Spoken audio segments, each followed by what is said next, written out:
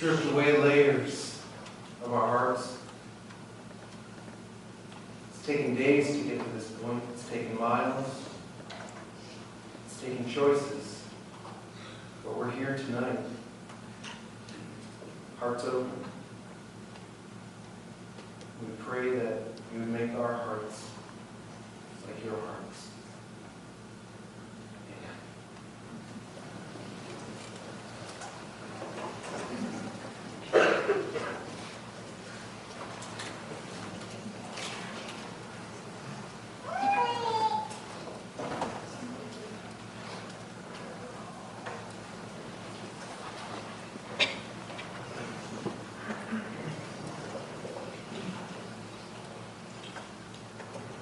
True that we can summarize our life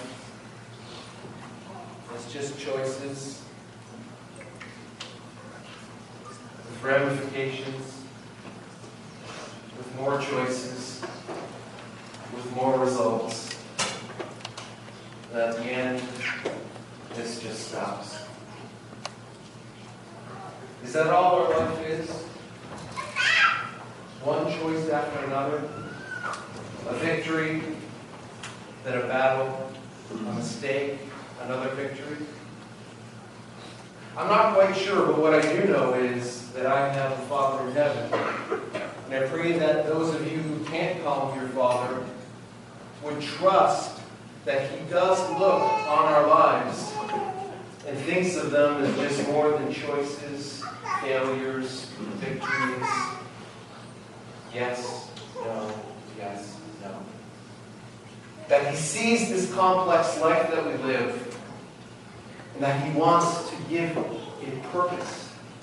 Wants to give it meaning more than just the yes and no's that we have to make every single day. We've talked about David this entire weekend. Why? Because God saw something special in his heart, that he knew David would give it all despite the victories, despite the struggle, despite all those yeses and no's that David made in his life. And he's special because he's like us. Well, where we're different in God's eyes, we have that Spirit living in us in a greater measure than David ever had. And we see in David's life, as a song so beautifully saying, "Make my heart yours," and David struggling with, what does that mean? And maybe you felt that even this weekend. What does it mean to really follow God?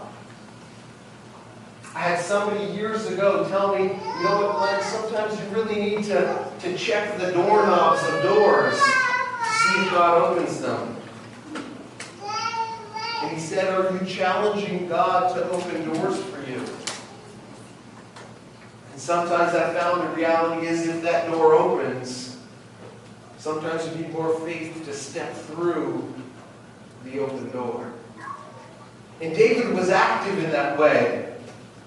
And if you so choose, in the second book of Samuel, chapter 7, David sees a problem and he wants to address it. Why? Because he knew that the choices that he would make here on earth not only had an eternal impact, but would have an impact to the legacy that he was leaving behind. So we've studied David, the victories against Goliath, the warrior, where he wasn't just a shepherd that day, to bad decisions, to times in his life where he had to say, cleanse me from my sin. And now we see David at the later stage of his life. And in the first verse it says, "And it came to pass when the king sat in his house, and the Lord had given him rest round about from all his enemies. The king said unto Nathan the prophet, See now, I dwell in a house of cedar, but the ark of God dwelleth in purpose. And Nathan said to the king, Go, do all that is in thine heart, for the Lord is with thee. And it came to pass that night that the word of the Lord came unto Nathan, saying, Go and tell my servant David, thus saith the Lord, shalt thou build me a house for me to dwell in? Whereas I have not dwelt in any house since the time that I brought up the children of Israel out of Egypt, even to this day. But I've walked in a tent and in a tabernacle. In all the places wherein I have walked with all the children of Israel, spake I a word with any of the tribes of Israel, whom I commanded to feed my people Israel, saying, why build ye not me a house of cedar? Now therefore, so shalt thou say unto my servant David, thus saith the Lord of hosts, I took thee from the sheepcote, from following the sheep, to be a ruler over my people, over Israel. And I was with thee whithersoever thou wentest, and have cut off all thine enemies out of thy sight, and have made thee a great name, like unto the name of the great men that are on earth. Moreover, I will appoint a place for my people Israel, and I will plant them, that they may dwell in a place of their own, and move no more. Neither shall the children of wickedness afflict them any more, as before time.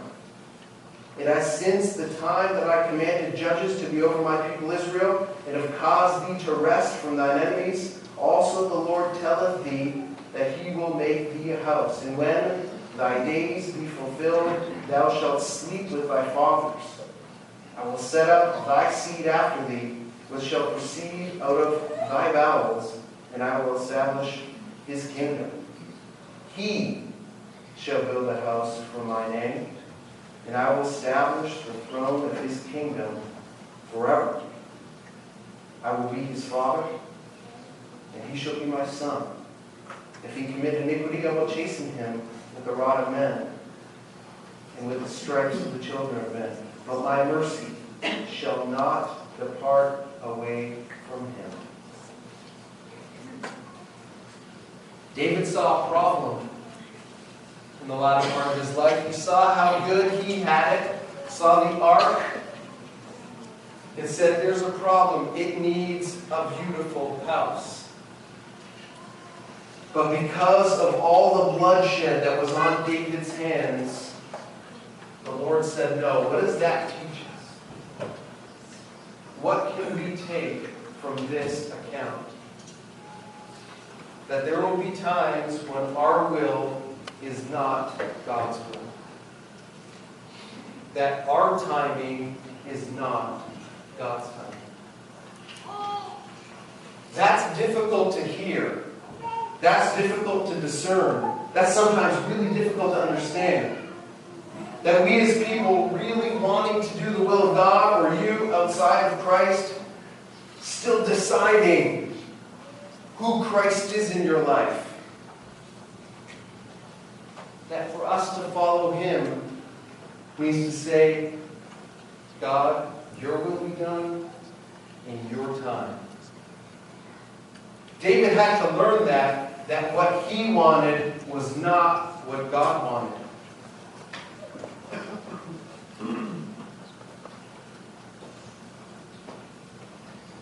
Where was his heart? Where was David's heart? How did he take this news? How do you take news from God that completely shifts the way you think? You're walking down a road and God says, another road. We talked about the vine and the branches in Bible class today. Maybe you're coming to the Lord and saying, you're bringing fruit. You're bringing fruit. And God says, I need different fruit. I need greater fruit. See, David later in his life learned what it meant to leave a legacy of a God-fearing man that would bear fruit for him. A man that his lineage would be the lineage of Christ. A man that was after his own heart. See, at the end of his life, in the second chapter of the first book of Kings, He knows he's dying.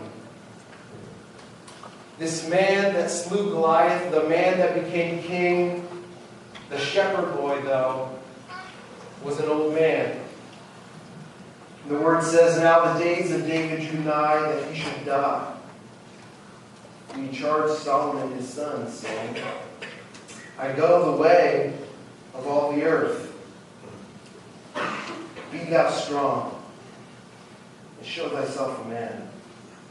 And keep the charge of the Lord thy God, to walk in his ways, to keep his statutes, keep his commandments, keep his judgments, his testimonies, as is written in the law of Moses, that thou mayest prosper in all that thou doest, and whithersoever thou turnest thyself. That the Lord may continue his word which he spake concerning me, saying, if my children take heed to their way, to walk before me in truth, with all their heart and with all their soul, there shall not fail thee, said he, a man on the throne of Israel. Was this talking just about David and just about Solomon? I think this talks about you. This talks about me. That this promise that this old dying man made to his son is true for you, is true for me. That we will leave something behind. We're going to leave something behind here. For some of you, it's been that decision to say, I'm sick of the stench of sin. For you, brother and sister, maybe it's, I'm recharged and ready to leave more of me outside and give more room for you. That we understand in a deeper way what it means to give all of our hearts. And this dying man says, walk in his ways, keep his statutes, keep his commandments and his judgments and his testimonies. And that challenge is for you, and the challenge is for me.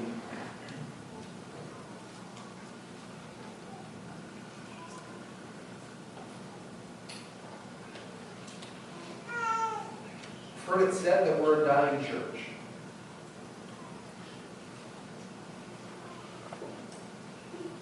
I've heard it said that we're not going to last much longer.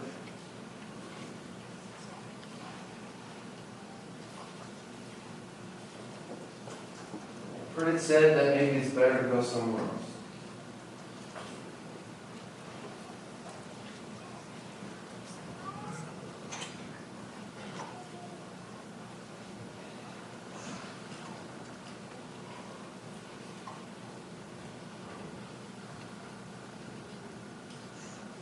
Is that true?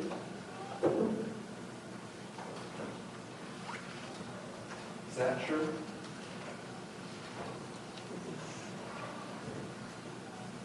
So why do we come? Why are we here? Why every year do we come to Pine Valley?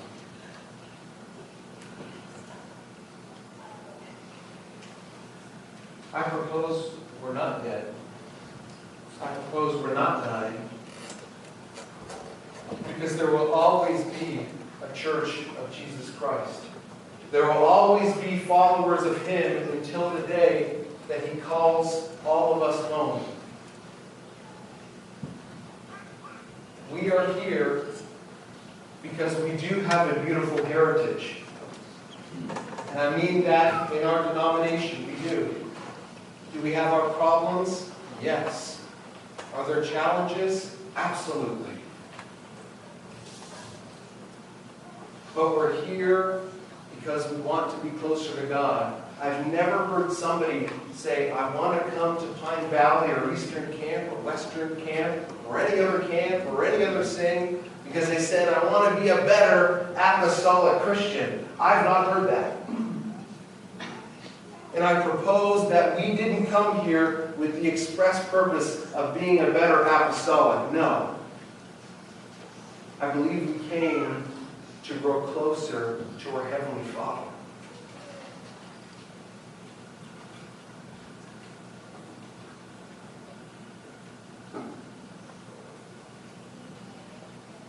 Jesus talked in a passage about challenges, about anxiety, about cares.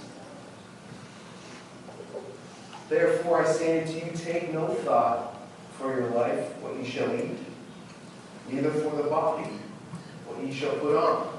The life is more than meat, and the body is more than raiment. Consider the ravens, for they neither sow nor reap, which neither have stone house nor barn, and God feedeth them. How much more are ye better than the fowls? And which of you, with taking thought, can add to his stature 1 cubit? If ye then be not able to do that thing which is least, why take ye thought for the rest? Consider the lilies, how they grow, they toil not, they spin not. And yet I say unto you that Solomon, in all his glory, was not arrayed like one of these. If then God so clothed the grass, which is today in the field, and tomorrow is cast into the oven, how much more will he clothe you, O ye of little faith? And seek not ye what ye shall eat, or what ye shall drink, neither be ye doubtful mind. For these things do the nations of the world seek after. And your Father knoweth that ye have need of these things, but rather seek ye the kingdom of God, and all these things shall be added to you.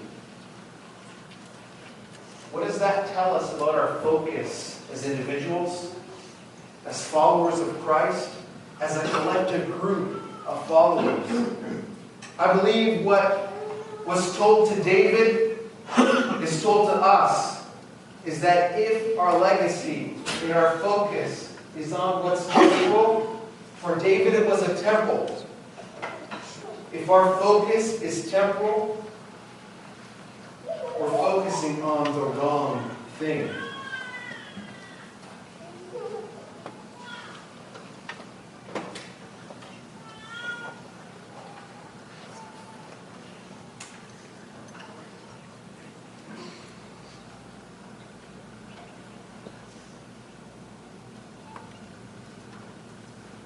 There were 2 children born to really beautiful parents. They were twins, and their parents loved them so much. Their parents were strong.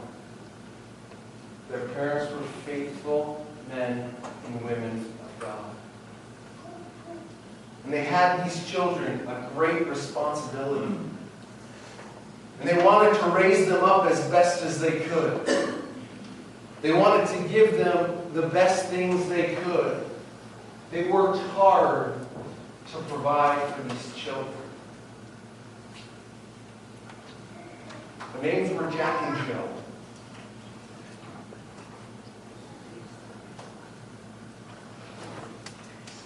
These parents, they were well off. They had a beautiful house. We're in a good city. The house, though, a little bit outside of the city. Because their parents knew the challenges of life, the challenges of the country that they lived in. It wasn't a nice place. So their parents, loving their children, Jack and Jill, built this beautiful, amazing, large house just outside of the city. Because the city was a rough and ugly place.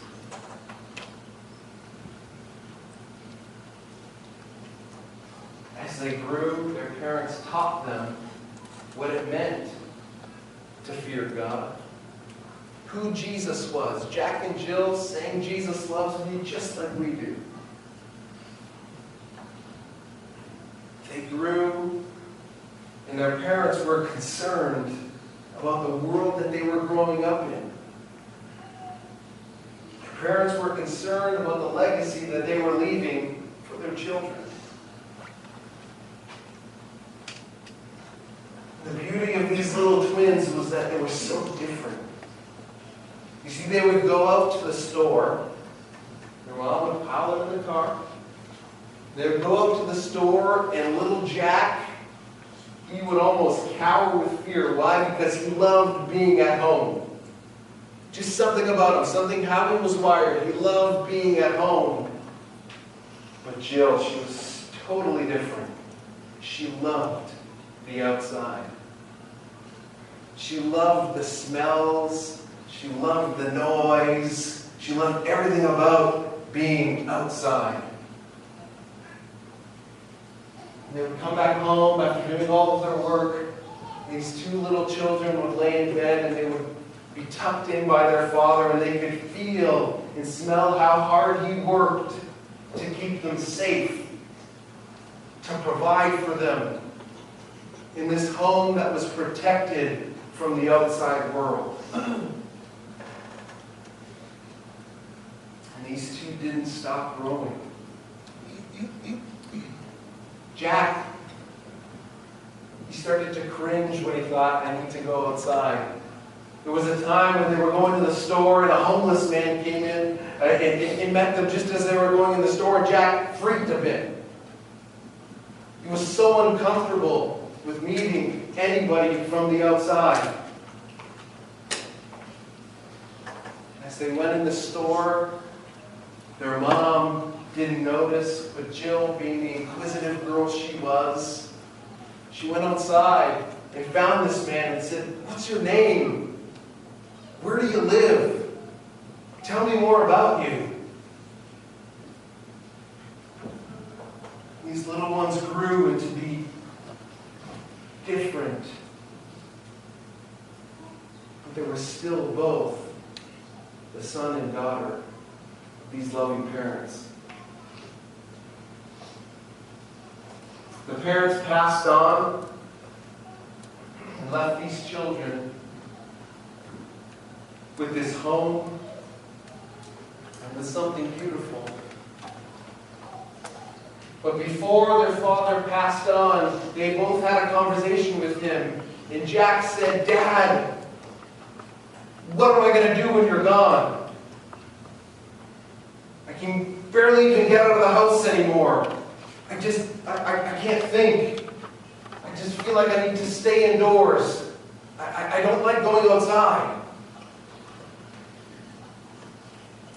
And Jill, she said, "Dad, I feel like I can't even stay here anymore. There's mountains to climb."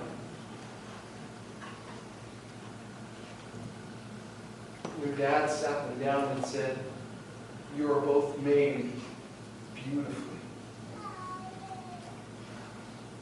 The father passed on, and Jack turned that house, that beautiful big house that was maybe meant for them, he turned it into a beautiful hospital, a beautiful sanctuary for people to come and be healed. And Jill went to climb those mountains,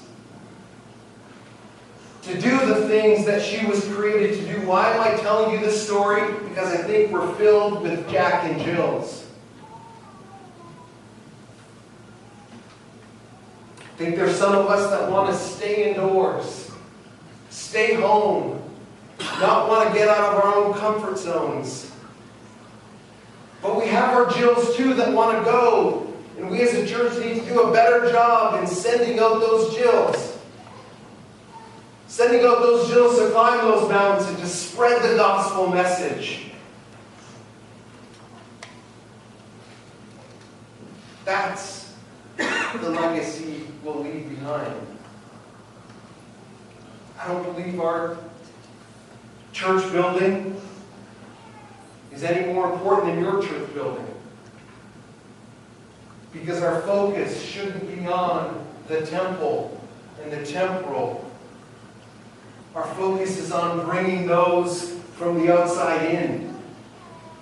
Enabling those that are gifted to climb the mountains to the far reaches to go and bring the sick in.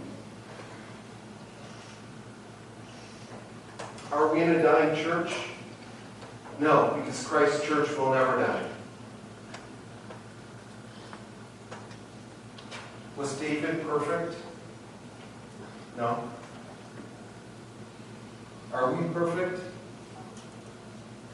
I hope we're on the road to.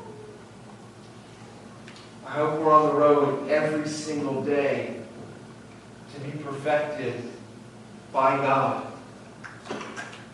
Because our legacy won't be in buildings. Our legacy won't be written that we had thousands or X amount of souls. No, our legacy will be in you and I going to touch the lives of sick sinners.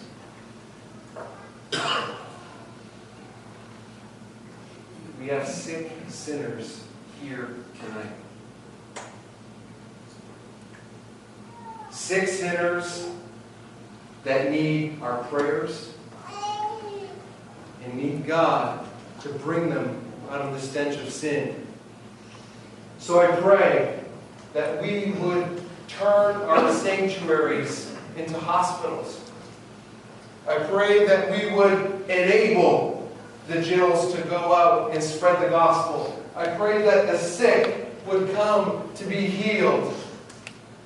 I pray that we would all one day remember this place because we knew that we came on Friday and we were close to the Lord on Monday morning. And we were more encouraged, more ready, more invigorated to preach and teach and carry this gospel message out to a world that desperately, desperately needs it. May the Lord bless us.